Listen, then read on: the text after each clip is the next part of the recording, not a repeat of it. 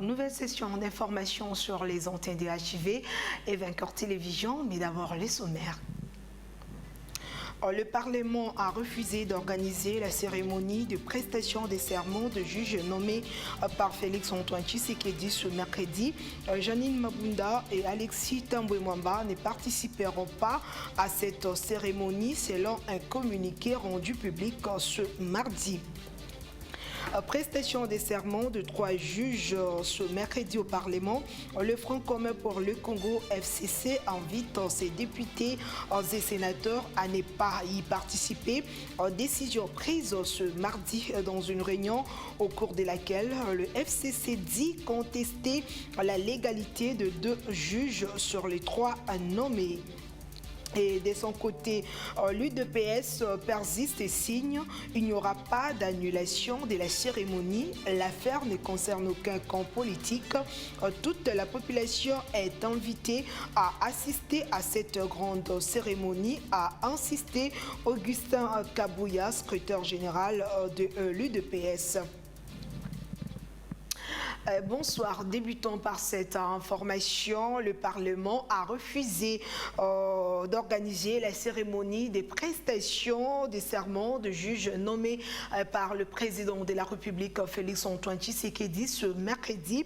Janine Mabunda et Alexis Tambwe-Mwamba, respectivement présidente de l'Assemblée nationale et du Sénat, ont adressé une lettre ce mardi pour dire qu'ils ne sauront organiser cette cérémonie ni en être partie prenante. Plus de détails dans ce papier.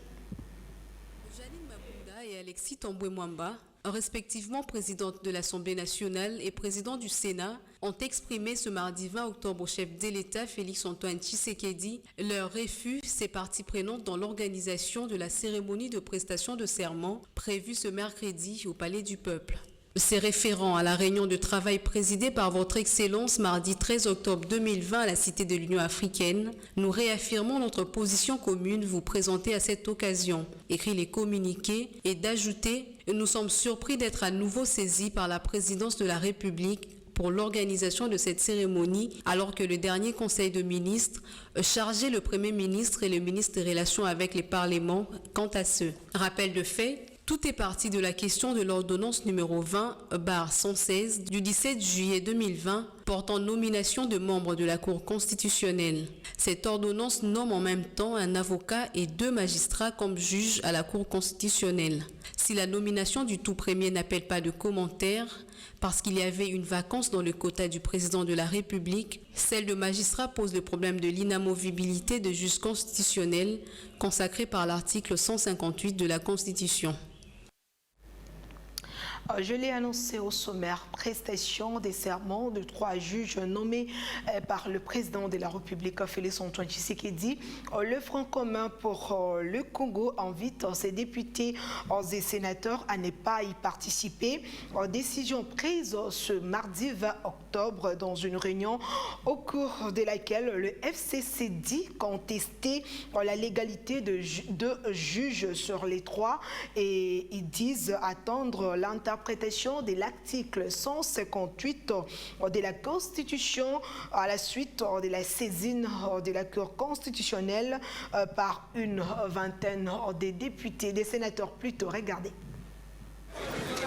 L'affaire Cour constitutionnelle devient de plus en plus inquiétante la veille de la cérémonie de prestation de serment de 3 nouveaux juges nommés par ordonnance par le président de la République Félix-Antoine Tshisekedi. Ce mardi dans la matinée, après que le président de 2 chambres du Parlement ait fait savoir leur non-participation à la cérémonie de prestation de serment de ce juge constitutionnel par un communiqué, les élus du FCC s'étaient réunis en urgence afin de saisir le président de la Cour constitutionnelle pour solliciter la surséance de cette cérémonie. C'est-à-dire une centaine, plus ou moins 200 députés nationaux, nous sommes venus officiellement saisir la Cour constitutionnelle en interprétation des dispositions constitutionnelles, notamment l'article 97 et 158 de la Constitution.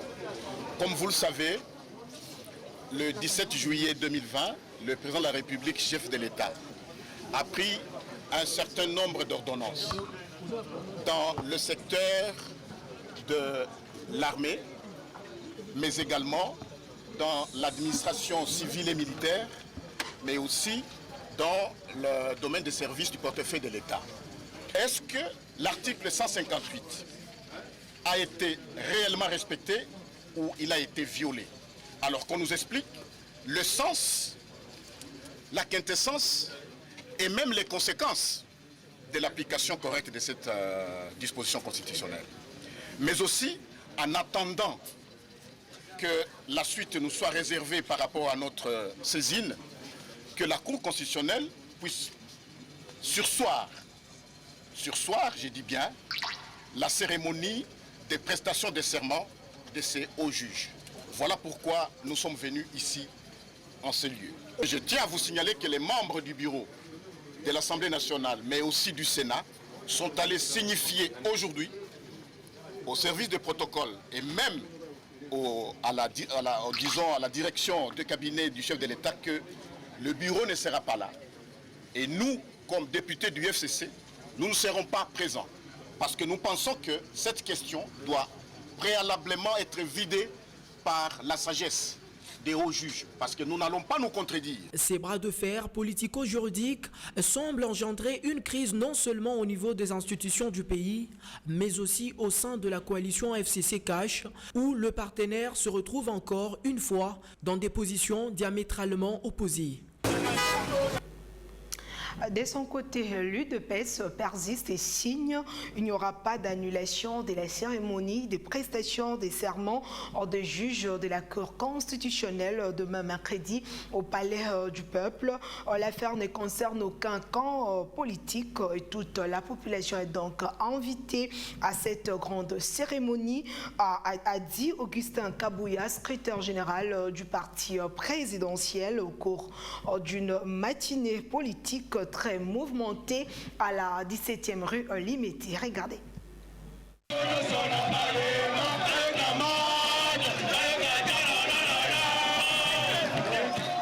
IDPS viva nde yango naza koyebisa bino boye soki bozali basi na mibali lobi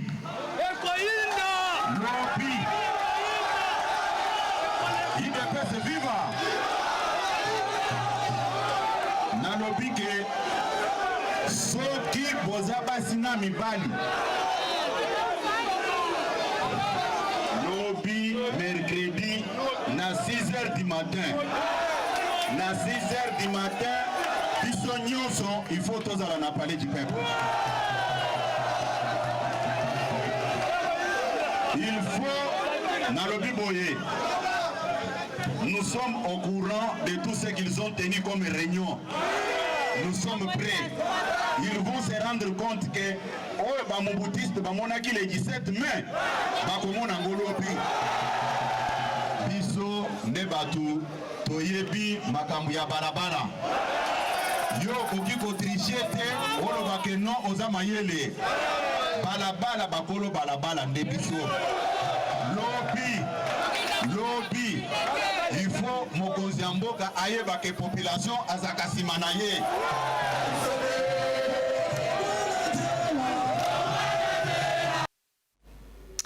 À la veille des prestations des serments de 3 juges de la Cour constitutionnelle, quelques sénateurs représentant leurs collègues ont déposé une requête en interprétation de l'article 158 auprès des greffes de la Cour constitutionnelle concernant les nominations de ces juges. Regardez.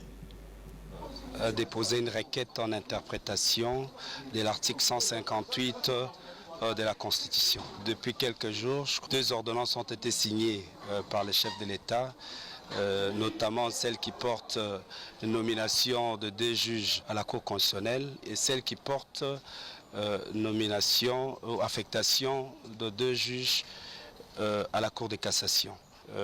Devant cette situation, nous, les sénateurs, nous représentons certains de nos collègues, avions pensé qu'il fallait saisir la Cour constitutionnelle qui est l'organe habilité à interpréter la Constitution pour nous donner la portée exacte de cet article 158 de la Constitution. On fait savoir si les deux ordonnances dont je fais allusion tout à l'heure, le 20-008 et 20-116, sont conformes à l'esprit et à la lettre, n'est-ce pas, de l'article 158 de la Constitution. Et bien entendu, en déposant cette requête, nous pensons que toute autre activité sera suspendue. Parce qu'avant que l'on ne parle de prestation de serment de deux juges de la Cour constitutionnelle, nous pensons qu'il faille d'abord que la Cour constitutionnelle interprète cet article et surtout sa portée. Au Sénat, le président de la Chambre haute du Parlement, Alexis Tambwe Mwamba, a reçu en audience ce mardi 20 octobre dans son cabinet de travail Pierre-Anatole Matussila, président déchu de l'organe délibérant du Congo central. Au cœur de leur entretien, la crise à l'Assemblée provinciale du Congo central. Au sortir de cette audience, le président déchu n'a pas gardé sa langue de sa poche. On l'écoute. Organiser une réunion informelle dans la salle de plénière. Je dis bien un groupe parce que parmi eux, il y avait des députés, il y avait quelqu'un qui n'avait plus qualité, il y avait deux autres députés qui étaient en instance de régulariser leur retour de droit. Donc ces groupes de personnes qui organisaient une réunion informelle se sont permis de déchoir le président et le vice-président. Et toujours par effraction, ils ont mis en place une commission électorale pour procéder au changement à la tête de notre institution.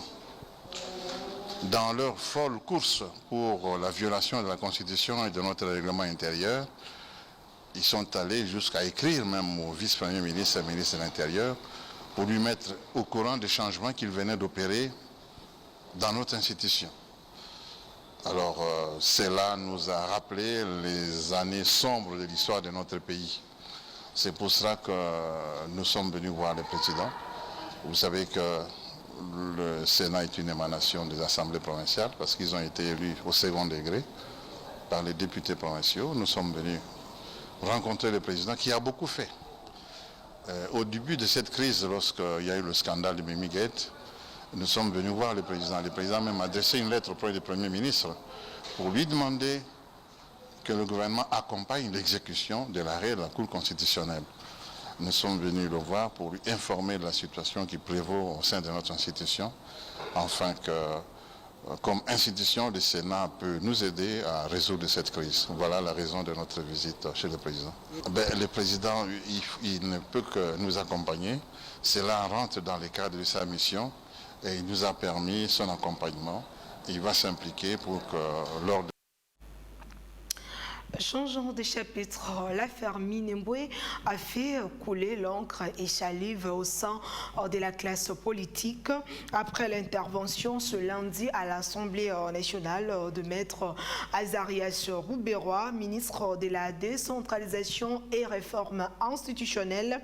Quelques élus du peuple ont livré leurs impressions quant aux explications fournies par ce dernier. On les écoute. J'ai posé des questions très précises au ministre. Mais il se peut que les réponses qu'il a données ne sont pas en train de satisfaire les députés. C'est pour cela que vous trouvez que dans les répliques qui sont données, les députés sont en train de démontrer point par point que tout ce qu'il a dit, c'est du mensonge, mensonge sur mensonge. C'est la démocratie qui est en train d'être exprimée. C'était important que le ministre vienne à l'Assemblée nationale pour donner des explications claires par rapport à l'interpellation qui a été faite par notre collègue. Nous avions tous vu la clameur publique qui a fait qu'aujourd'hui le ministre se retrouve ici pour s'expliquer. C'est parce que tout simplement les gens n'ont pas compris sur base de quoi il s'est retrouvé là-bas. Et petit à petit, je pense que nous sommes en train de comprendre qu'il y a aussi certaines choses qui se passent à l'est de la République, mais commandité par des personnes qui sont ici. Et vous avez suivi certains députés qui demandent même au ministre d'État d'éviter, à partir de Kinshasa, de manipuler certaines choses pour des raisons peut-être de positionnement, pour permettre aux communautés de vivre dans la paix. Les Banyamulenge ont besoin de vivre en paix. Quand j'ai suivi le débat, c'est vrai, la question est sensible, la question est nationale. Ça nous touche, nous tous. Ce n'est pas seulement Minembwe, mais il y a aussi d'autres communes, d'autres agglomérations, d'autres villes qui posent ce problème. Et c'est ainsi que moi j'ai demandé aux estimés collègues de s'en tenir au texte. C'est-à-dire, l'objet de l'interpellation, ce n'était pas la création aujourd'hui. Point n'est question de parler de la création de la commune de Minembwe. Parce que jusqu'à preuve du contraire, aujourd'hui, j'avais vérifié tous les actes posés, la création de la commune de Minembwe est légale sur le plan de droit. Il y a un décret du Premier ministre.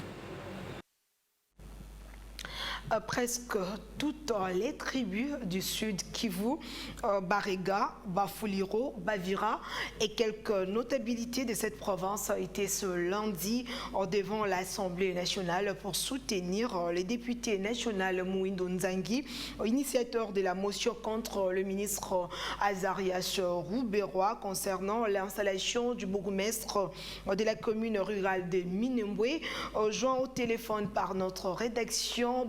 Moubaké, membre des ressortissants, nous explique le bien fondé de leur démarche. Soutenir l'honorable Mouindo Nzangi, c'est lui qui était l'auteur de la motion interpellant le ministre d'État, le ministre Rouberois. Nous l'avons accompagné, soutenu dans son combat et nous voudrions qu'il ait l'appui de tous les autres camarades députés. En bref, nous sommes contre l'érection de la commune de Minembwe pour trois raisons. Du début à la fin, madame, vous allez comprendre que cette commune est créée, montée de toutes pièces. Et la population, les autochtones ne sont pas du tout d'accord. L'Assemblée provinciale, organe délibérante de cette commune, ne reconnaît pas avoir donné un avis favorable pour cette commune-là. Et de deux, il ne remplit pas les critères. La commune elle-même, c'est un village, Minembwe, c'est une petite rivière se trouvant dans le secteur de l'Olenge. Mais malheureusement, aujourd'hui, cette commune, on veut l'ériger en commune rurale, des termes qui ne sont pas même dans notre dictionnaire et notre constitution, malheureusement, que ça c'est qu'on nous amène de les exploiter. Et troisièmement, madame, cette installation a été faite d'une manière cavalière. Tambour battant, comment expliquer une commune créée au Congo pour les Congolais, mais malheureusement qui est célébrée au Rwanda, en Ouganda, par d'autres nations.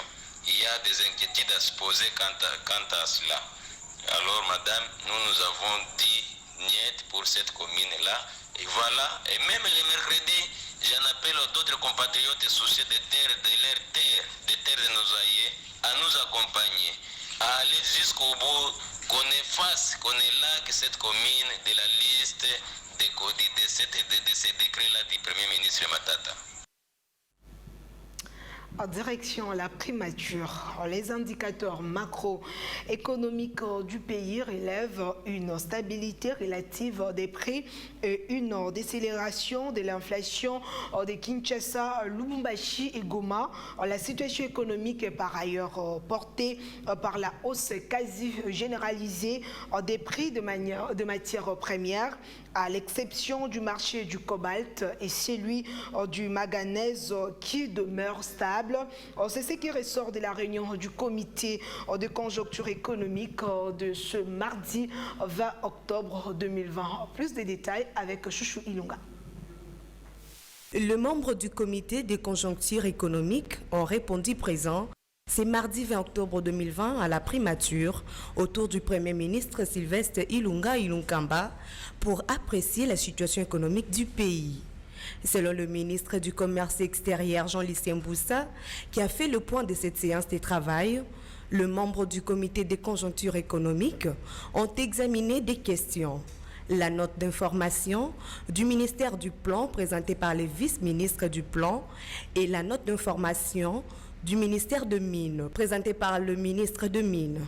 Après analyse, les membres du comité de conjoncture économique ont constaté que les indicateurs macroéconomiques du pays relèvent une stabilité relative de prix et une décélération de l'inflation à Kinshasa, Lubumbashi et à Goma.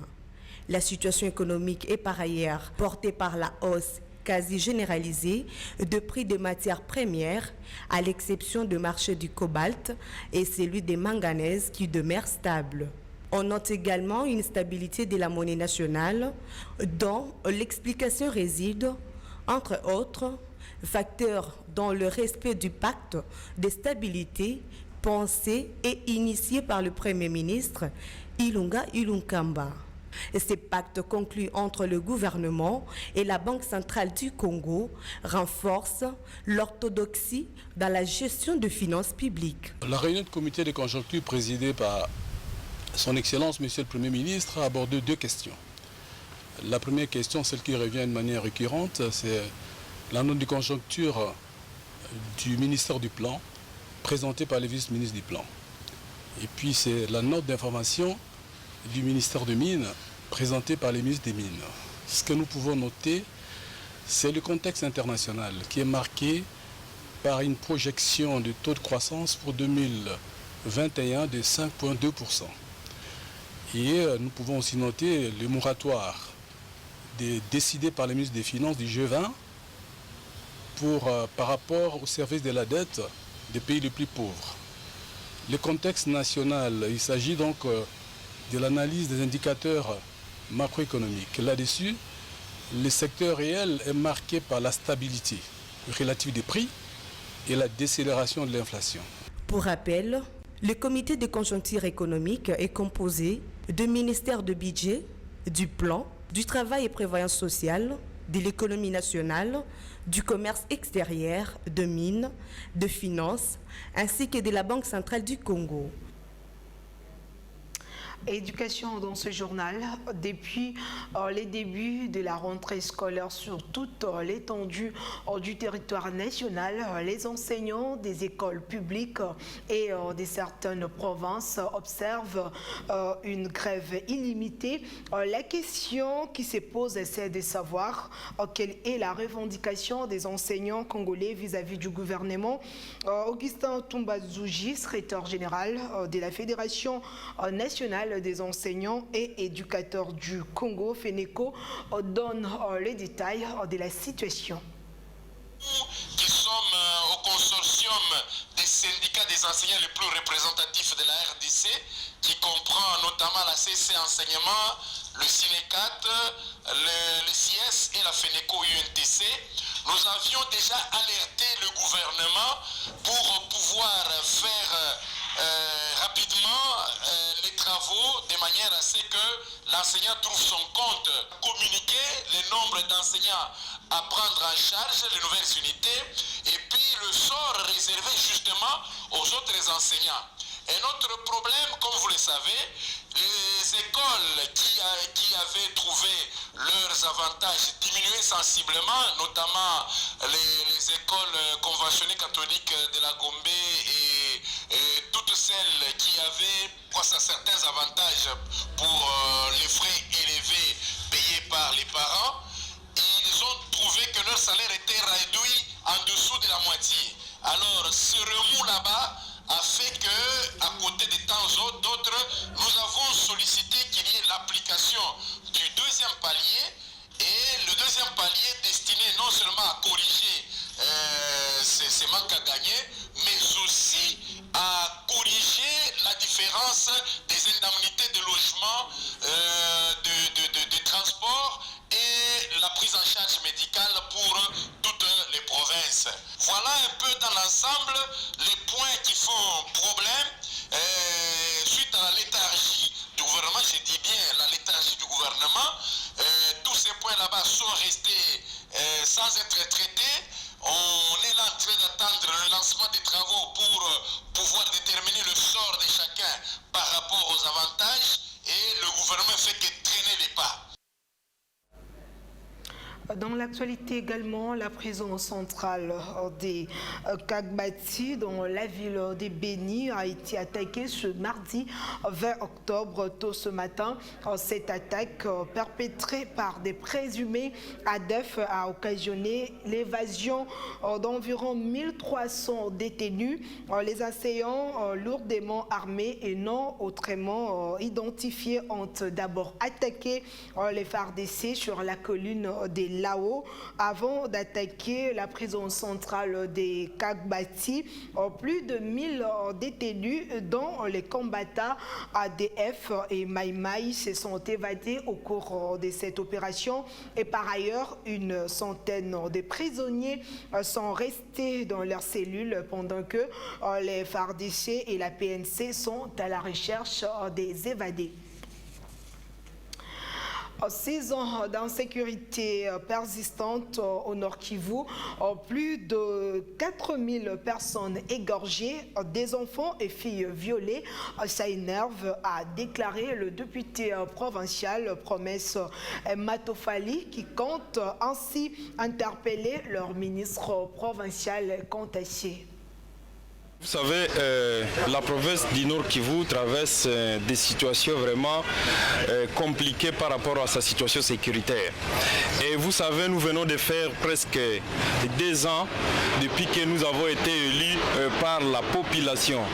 Et comme la Constitution a révélé que la compétence au niveau de la sécurité est concurrente entre la province et le gouvernement central, voilà pourquoi nous avons aussi interpeller les ministres provinciaux de la sécurité pour qu'ils nous disent ce qu'ils font à ces ministères.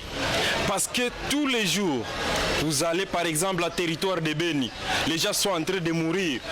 Les 15 passés de ce mois, on a totalisé 6 ans et plus de 4500 personnes égorgées.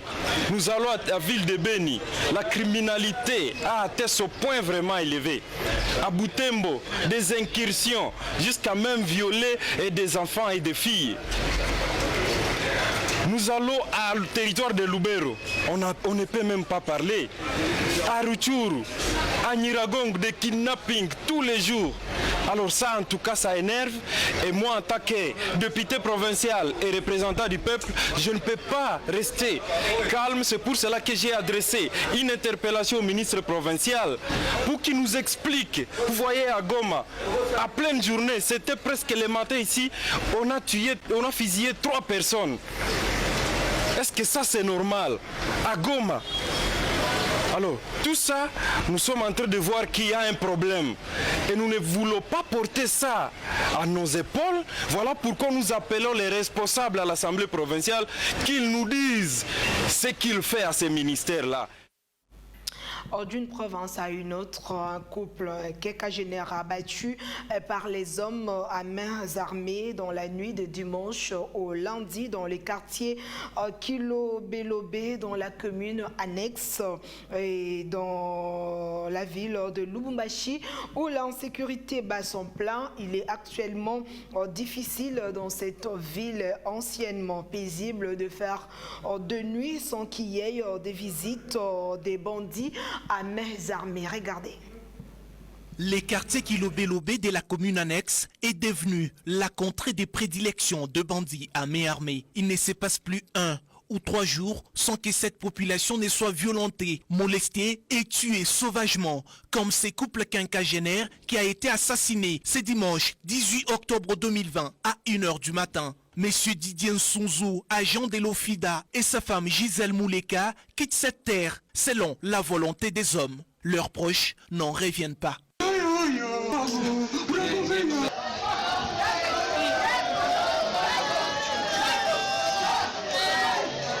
Selon les témoignages recueillis sur place, les malfrats ont fait irruption dans leur parcelle à 1h du matin, perçant ainsi les murs de la maison avant de tirer à bout portant sur leurs victimes. Didier Nsunzu, touché dans l'abdomen, est mort sur place, tandis que sa chère épouse est décédée 3 heures plus tard dans un centre de santé. N'ayant pas digéré cet énième cas de meurtre, la population de Kilobé-Lobé a vandalisé les bureaux du quartier afin d'apaiser sa colère. Jusqu'à notre départ, aux environs des 11 heures, aucune autorité locale ne s'est rendue sur les lieux du drame.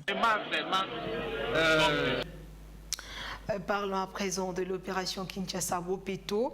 Le programme de la vision du gouverneur de la ville-province de Kinshasa a été défendu par Timonier Mouding, expert en assainissement, ce mardi 20 octobre 2020 à l'école de santé publique de la faculté de médecine de l'université de Kinshasa devant les étudiants des 3e cycle de santé environnementale. Plus de détails dans ce commentaire.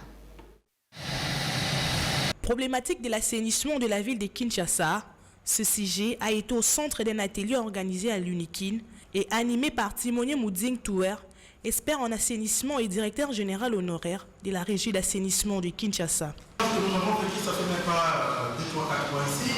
Devant un auditoire composé de médecins, des administrateurs, gérants et quelques experts en assainissement, l'invité du professeur Guillaume Bumbela Guillaume, chef de département, est venu expliquer aux participants les différentes lois qui parlent de l'environnement en RDC, tout en exposant la vision de Kinshasa-Bopeto. Je suis invité ici pour vous parler un peu de la problématique de l'assainissement de la ville de Kinshasa.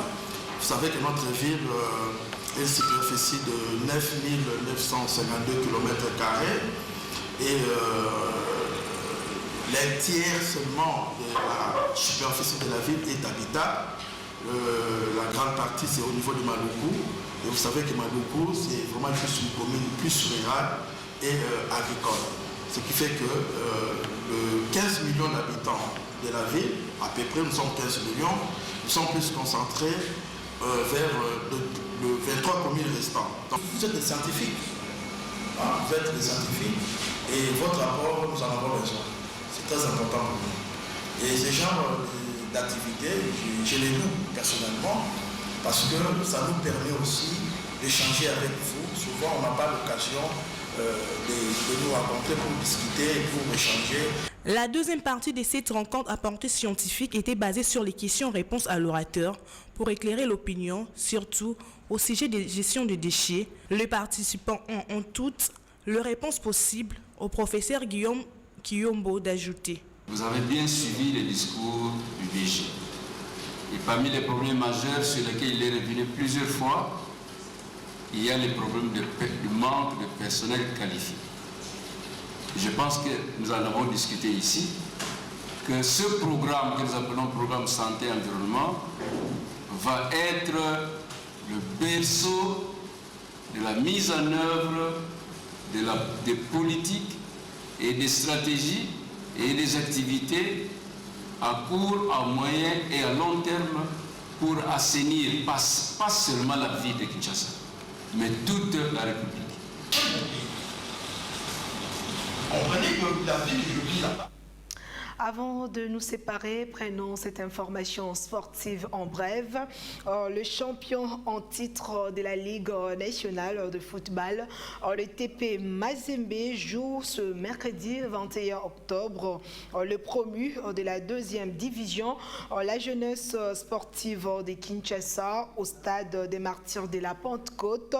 Ces deux équipes qui n'ont pas encore enregistré une moindre victoire au cours de cette édition promettent de faire mieux. C'est ce qu'ils ont déclaré au cours de la conférence d'avant-match ce mardi 20 octobre.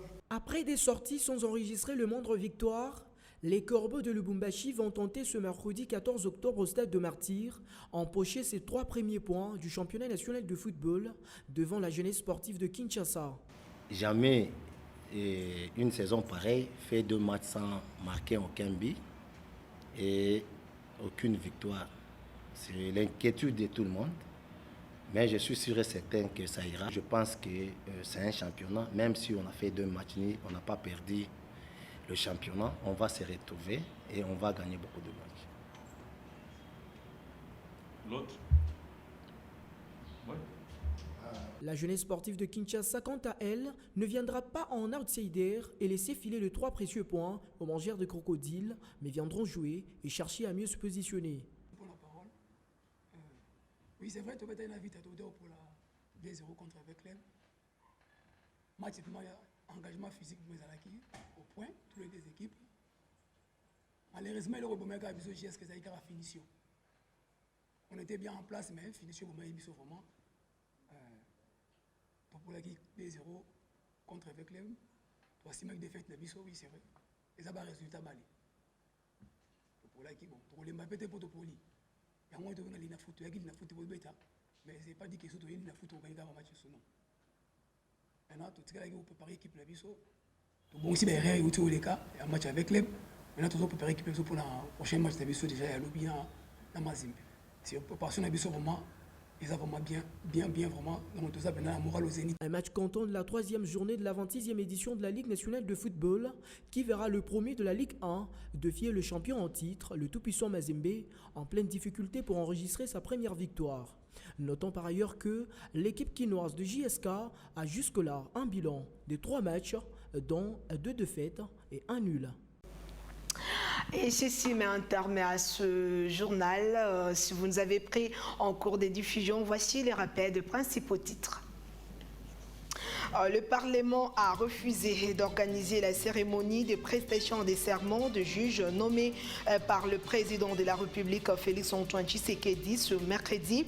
Janine Mabunda et Alexis Tambwe Mwamba ne participeront pas à cette cérémonie selon un communiqué rendu public ce mardi.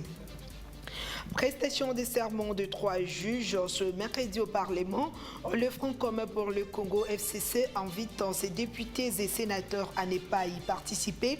Et cette décision prise ce mardi dans une réunion au cours de laquelle le FCC dit contester la légalité de 2 juges sur les 3 nommés. Et de son côté, l'UDPS persiste et signe. Il n'y aura pas d'annulation de la cérémonie. L'affaire ne concerne aucun camp politique. Toute la population a donc invité à assister à cette grande cérémonie, a insisté Augustin Kabouya, secrétaire général de l'UDPS.